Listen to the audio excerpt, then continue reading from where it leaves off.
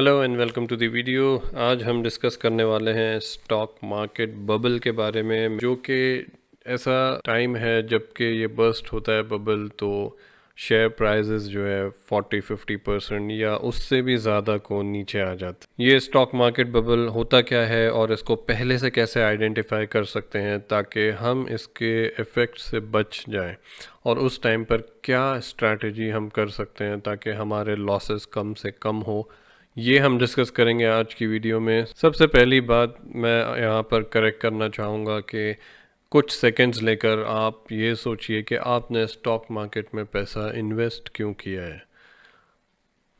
Most of the people के answers हैं पैसा कमाने के लिए, to make profits, returns generate करने के लिए। तो ये जो चीज़ है ये डेफिनेटली बहुत सही चीज़ है कि हमने इन्वेस्ट किया है, रिटर्न के लिए ही किया है। लेकिन सबसे पहली गलती हम स्टॉक मार्केट में करते हैं वो ये है कि हम इसको अपना पहला रीज़न बना लेते हैं इन्वेस्ट करने का। हालांकि पहला रीज़न इन्वेस्ट करने का ये है कि टू सेव आवर कैपिटल। जो पैसा हमने इन्वेस्ट किया है, जिससे हमने शुरू किया है, जो पैसा हमने बनाया है, उस पैसे को सेव करना, ये हमारा सबसे मेन ऑब्जेक्टिव है स्टॉक मार्केट में इन्वेस्ट करने का। Secondary objective is to generate profits, to earn income, to make money. ये सेकेंडरी है। सबसे पहला है to save your money, to save what you have invested in the market. तो वापस से अपने जो है गोल्स को, अपना जो ट्रेडिंग स्टाइल है और ये सारी चीज़ों को अपना रीअलाइन करिए इस सोच से कि आपको अपने पैसे बचाने हैं। इसका मतलब ये नहीं है कि आपको रिस्क ही नहीं लेना है। रिस्क लेंगे तो प्रॉफिट बनेगा। रिस्क लेना पड़ता है स्टॉक मार्केट में, दैट इज़ डेफिनेट, बट इतना हाई रिस्क भी नहीं लेना है कि आपका जो है पैसा एक झटके में जो है आधा हो जाए।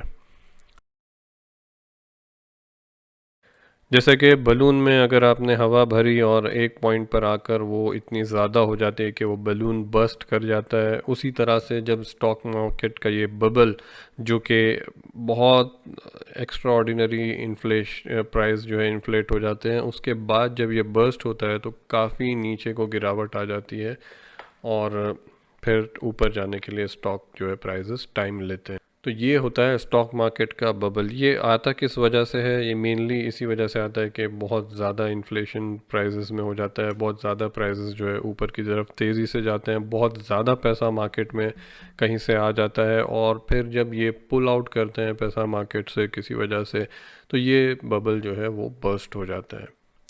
तो सेकंड थिंग ये है कि हमको डिफ्रेंशिएट करना है स्टॉक मार्केट बबल, रिसेशन या कोई ऐसा इवेंट जैसे कि कोरोना वायरस का इवेंट था जो कि इकोनॉमी पे हाईली इम्पैक्ट करता है कंट्री की। तो ऐसे इवेंट्स को डिफ्रेंशिएट करना है एक नॉर्मल करेक्शन से।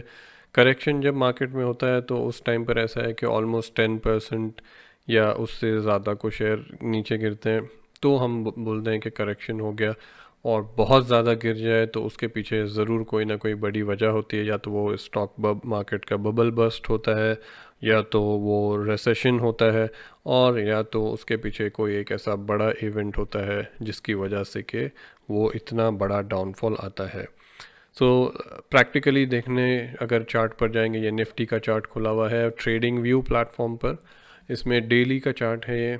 इसमें अगर आप देखेंगे तो इजीली यहाँ पर आपको देखने को मिलेगा एक बहुत बड़ा डाउनफॉल आया था, और ये ट्रिगर हुआ था कोरोना वायरस के इवेंट से इन लास्ट ईयर 2020 मार्च। यहाँ पे इसमें दूसरी चीज़ अगर आप देख रहे हैं, ये एक करेक्शन है, ये सपोज एक करेक्शन आ गया, यहाँ एक करेक्शन आ गया। तो ये जो है ये छोटे छोटे करेक्शंस होते हैं, बिकॉज इसमें आपको नुकसान नहीं होता। You are on the up trend. यहाँ तक के जो है मार्केट अप ट्रेंड में था और यहाँ पर आकर फ्लैट हो गया है। अब ये जो अप ट्रेंड शुरू किया है, ये पॉसिबल है कि ये यहाँ से ऊपर चला जाए, ये भी पॉसिबल है कि यहाँ से ये नीचे को आ जाए।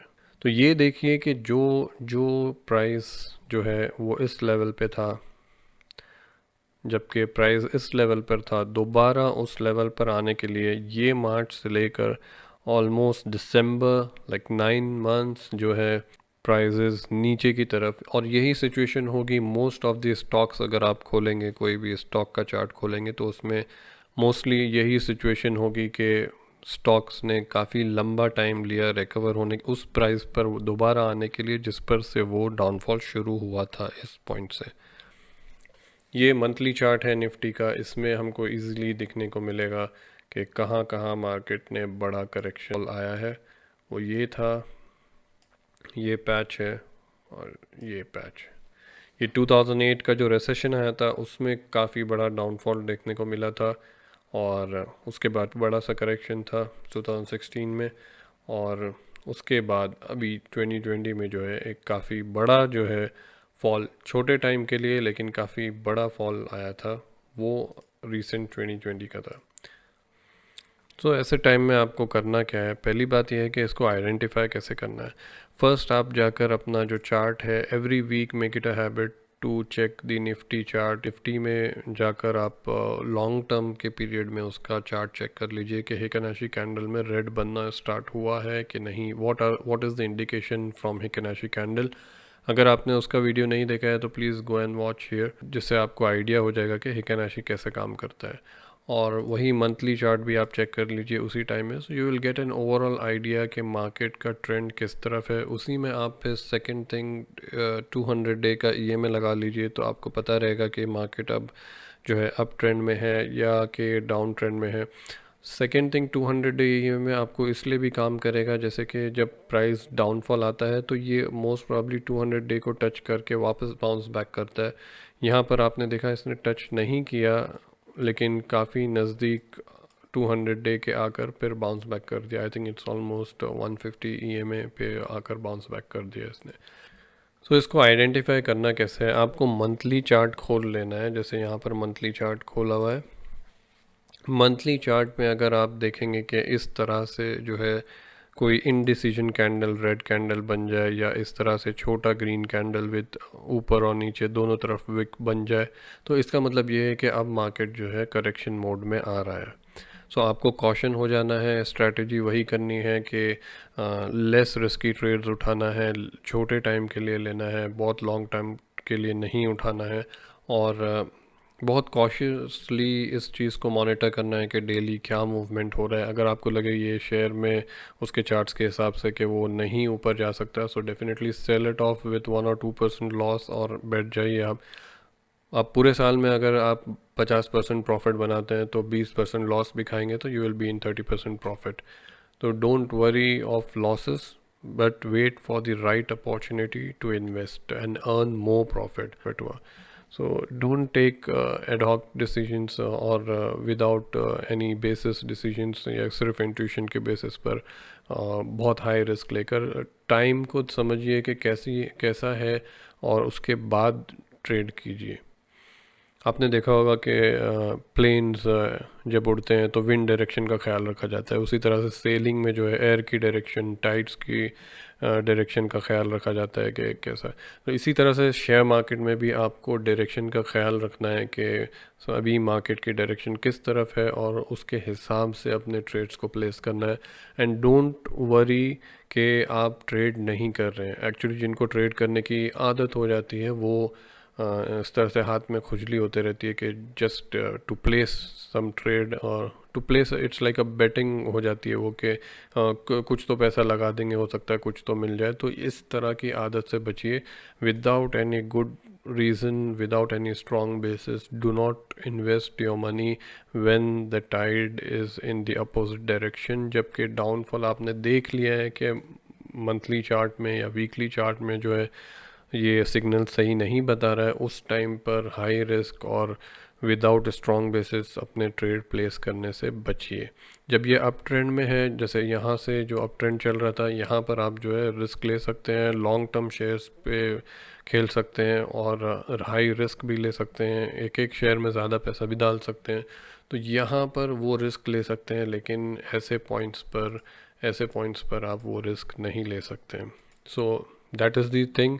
टू सम इट अप, आप जो है लॉन्ग टर्म पे अपना चार्ट देखिए जाके, देन 200 डे पे कैसा रिएक्ट कर रहा है, या कोई मूविंग एवरेज, या 100 डे मूविंग एवरेज, या 150 डे मूविंग एवरेज लगाकर आप चेक करिए कि ये कहाँ से बाउंस बैक हो रहा है, और कहाँ से बाउंस बैक होने के चांसेस हैं, that will give you the right reversal point और एंट्री पॉइंट। वहाँ से आप जो है हाई रिस्क एंट्रीज लेना शुरू कर सकते हैं और ज़्यादा पैसा डाल सकते हैं और ज़्यादा शेयर्स में डाल सकते हैं, जो भी है that is the time to play. और आप बॉलिंगर बैंड्स भी लगा सकते हैं। बॉलिंगर बैंड से भी आपको यहाँ से दिख जाएगा, हमारी बॉलिंगर बैंड्स की वीडियो है, वो भी आप चेक कर सकते हैं, how to identify the trend reversals. तो वहाँ से आप यहाँ पे जैसे ये बैंड के बाहर गया और फिर रिवर्सल शुरू हो गया, यहाँ पर बैंड के बाहर गया और रिवर्सल शुरू हो गया, तो यहाँ पर आप चेक कर सकते हैं कि ये किस तरह से मार्केट रिएक्ट कर रहा है। अब हम देखेंगे यहाँ पर ये बाहर जाना शुरू है तो ये बहुत बड़ा जो है बॉलिंगर बैंड बहुत वाइड हो गया है and there is high possibility ये मीन की तरफ आएगा अभी।